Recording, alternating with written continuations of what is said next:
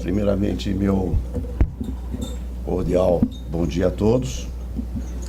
Em nome do presidente da FINEP, professor Vanderlei de Souza, eu gostaria de agradecer o honroso convite para participar deste fórum, aliás, do 28º Fórum Nacional, e dessa maneira também cumprimentar o nosso ministro, professor João Paulo Reis Veloso, por essa iniciativa e por essa continuidade.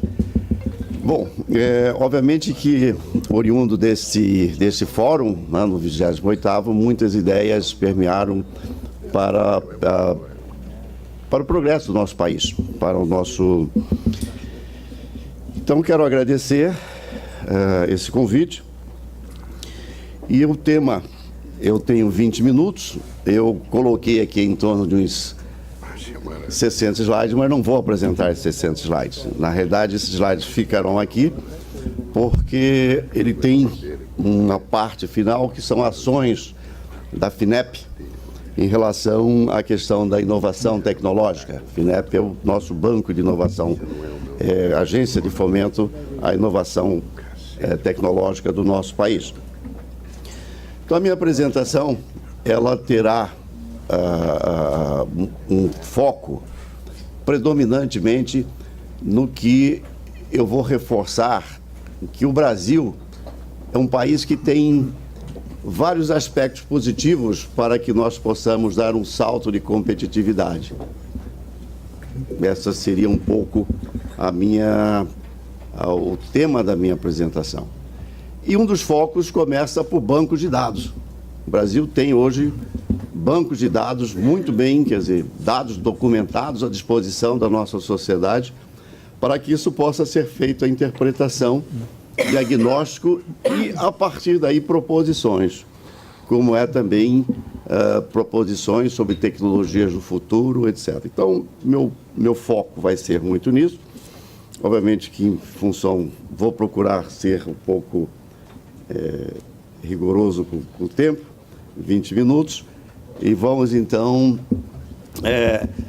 passar para esse primeiro slide, que obviamente, essa fonte foi elaborada pela Confederação Nacional da Indústria, com base nos dados estatísticos, que envolve desde agências internacionais, como a Conference Board, o CDI, o Banco Mundial, o IBGE, a Fundação Getúlio Vargas, etc., etc., e que mostra que a nossa indústria brasileira, ela vem, de alguma forma, perdendo uma competitividade aí nos últimos anos.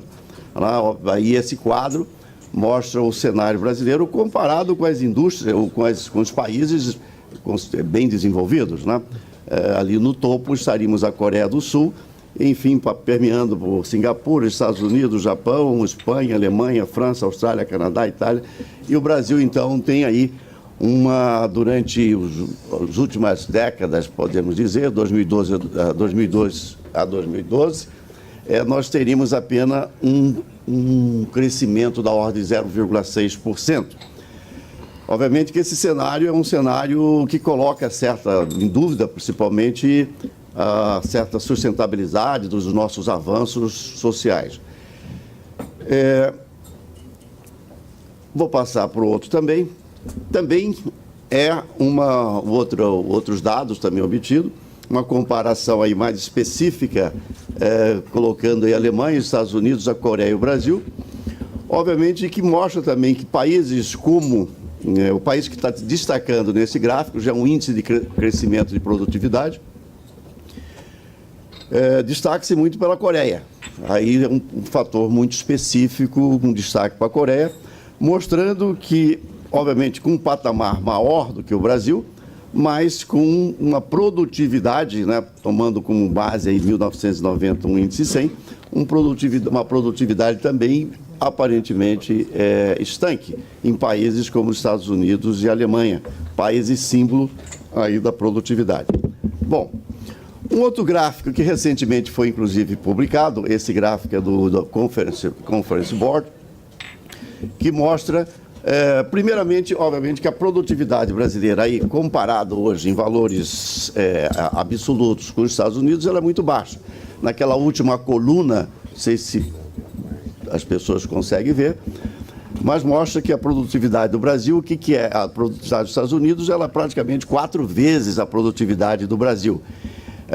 Esse gráfico traz até o resultado de 2015, mas, ou seja, o nosso desempenho, principalmente de 2000 a 2015, não é um crescimento muito, eu diria, um crescimento favorável, mas nós crescemos aí em torno de 10%.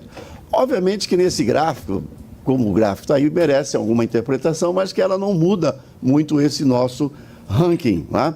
Esse gráfico, obviamente, que ele está em dólar, claro que reflete também a nossa variação cambial. Como está em 2015, todos nós lembramos que no final de 2015 o dólar chegou aí um câmbio da ordem de 4,1 e nós estamos aqui colocando alguma coisa no dólar de hoje, 3,4, alguma coisa. Então já tem uma variação de 20%, mesmo assim nos daríamos aí um acréscimo de 20%, nós estaríamos ainda não uma curva negativa, mas mesmo assim esses valores absolutos são relativamente preocupantes. Outra questão muito importante, que eu faço questão nesse gráfico de registrar, é que a produtividade está num índice aí do nosso PIB, né, Produto Interno Bruto, dividido pelo número de trabalhadores. Obviamente que no Brasil nós tivemos no último ano, que foi o registro das empregadas domésticas, as carteiras assinadas, e que mostra, então, ou seja, nós aumentamos o número de trabalhadores, mas não necessariamente agregando valores a essa classe, né, vamos dizer, mas tem um aspecto social extremamente importante. É preciso também que esses aspectos sejam devidamente levados em consideração, porque ainda temos um fator, já que esse fórum lá, ele muito bem colocado, é superando o drama brasileiro, um dos dramas brasileiros é a exclusão social. Bom, enfim, todos os índices mostram exatamente que em questão de competitividade, o Brasil e a competitividade relacionada à inovação, o Brasil não está muito bem na fita, né? Aqui está também outra aí nós estamos falando do índice global de inovação. O Brasil, apesar de estar entre a 7ª, a 8ª ou possivelmente na 9ª economia mundial, quer queira, quer não, nós estamos aí entre os 10 em termos da economia mundial. Mas quando chega na inovação, nós estamos aí numa posição 60ª posição. E aí nós temos todos os indicadores, esses próprios pilares mostrando sofisticação de negócio numa escala de 0 a 100. O mais claro é 2014 e o mais escuro já são dados de 2015. E isso é a fonte da Universidade de Cornell, nos Estados Unidos, e a escola de negócio que nós retiramos esse gráfico. Mas uma coisa interessante que mostra que dessas questões aí, ou seja, sofisticação do negócio muito baixa, capital humano acima de 50%, 60 e poucos por cento, infraestrutura nós chegamos aí a aumentar um pouco, 67%, conhecimento e tecnologia 72%, instituição nós temos um índice muito favorável, apesar de ter decrescido de 2014 para 2015, mas nós atingimos, em 2014, quase 100% nesse índice de 0 a 100 e 85%. Criatividade, 82%, sofisticação do mercado, 87%. São com base nesses pilares que o Índice Global de Inovação ranqueia o nosso país. Outra também, o Brasil, nos últimos anos, caiu também em posição no índice de competitividade. Aqui o Brasil, no último ano, caiu aí uma 18 posições. E esse índice global de competitividade, baseado em requisitos básicos, instituições, infraestrutura, ambiente de macroeconômico, saúde e ensino universal, potencializadores da eficiência, como o treinamento, ensino médio e superior, eficiência de bens de mercado, eficiência do mercado de trabalho, desenvolvimento do mercado financeiro, disponibilidade tecnológica, tamanho de mercado e a inovação e a sofisticação do mercado também entrando como índices e pilares. Desses todos que estão listados aí, favoravelmente, infraestrutura, o Brasil melhorou, mesmo assim estando numa situação não muito boa no ranking das empresas ou dos países, né, que foram considerados. Né?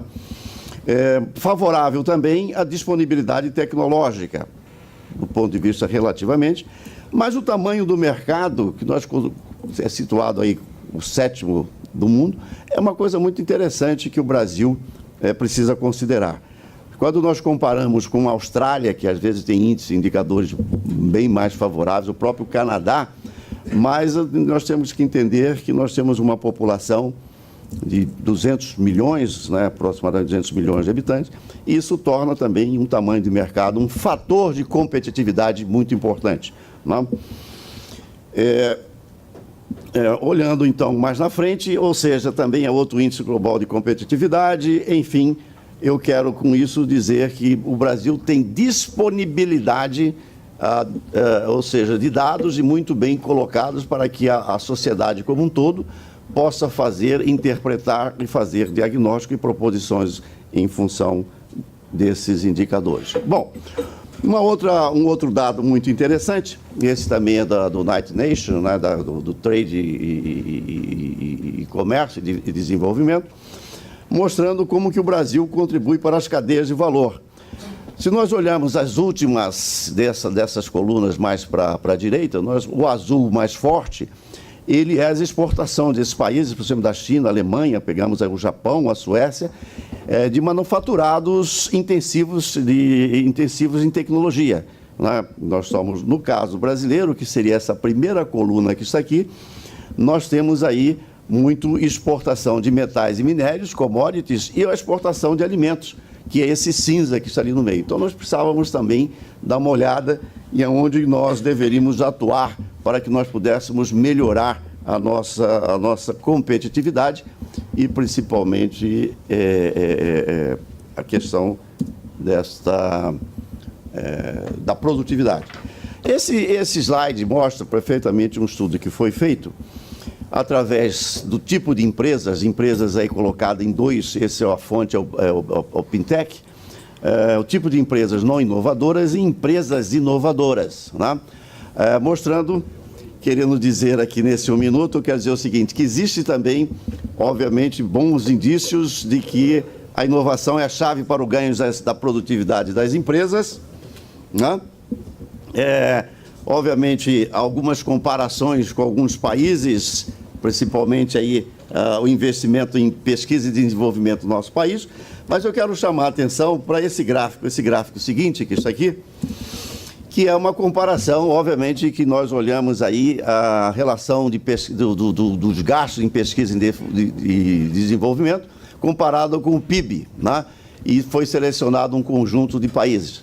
Uma coisa importante, que obviamente nós mostramos que o país como um todo comparativamente investe pouco, mas essa discrepância pode diminuir se nós só considerássemos o gasto do governo.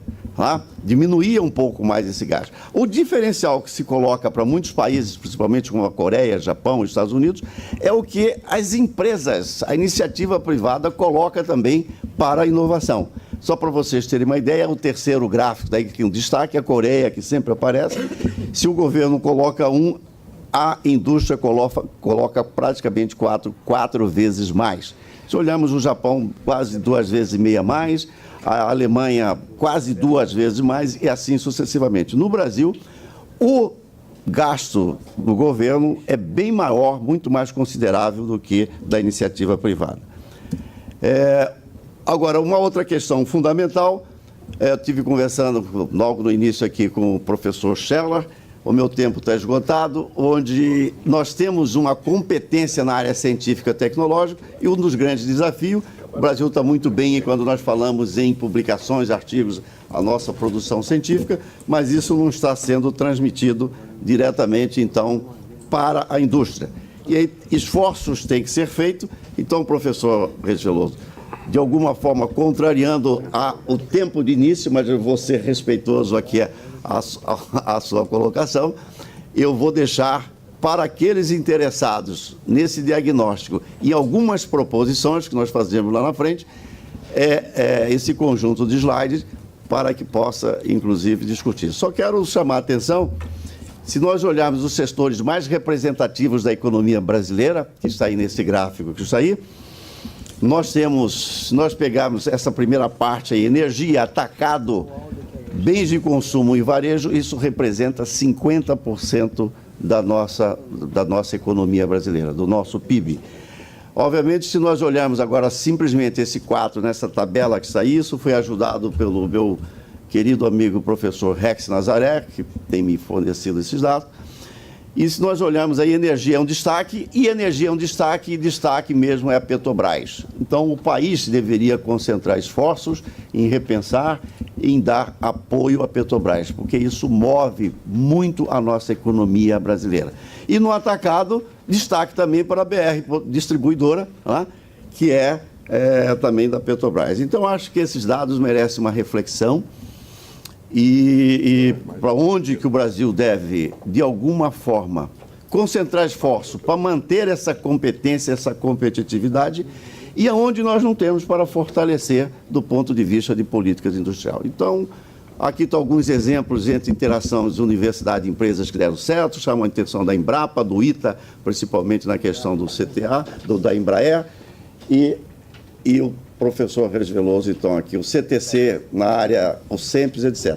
Como tem muitos dados aí, eu não gostaria de atropelar os senhores, nem o ministro Regis Veloso, e deixo, então, para aqueles que tiverem interesse, ou possivelmente numa discussão para dar continuidade. Esse gráfico também é muito importante, é uma adaptação do estudo feito pela NASA e como é que isso reflete em termos de Brasil na área de espectro de atuação de apoio dos diversos agentes do Sistema Nacional de Ciência e Tecnologia. Eu, particularmente, finalizando, doutor Veloso, diria o seguinte, que o Brasil, também um outro destaque, tem uma infraestrutura de ciência e tecnologia muito boa. Não é excelente, né, Sheila? Mas ela é comparativamente muito boa e isso pode, com poucos esforços, alavancar vários segmentos industriais do nosso país. Eu encerro aqui, mas colocando à disposição ou no cafezinho, em qualquer outro lugar, para que nós possamos discutir isso. Obrigado pela atenção.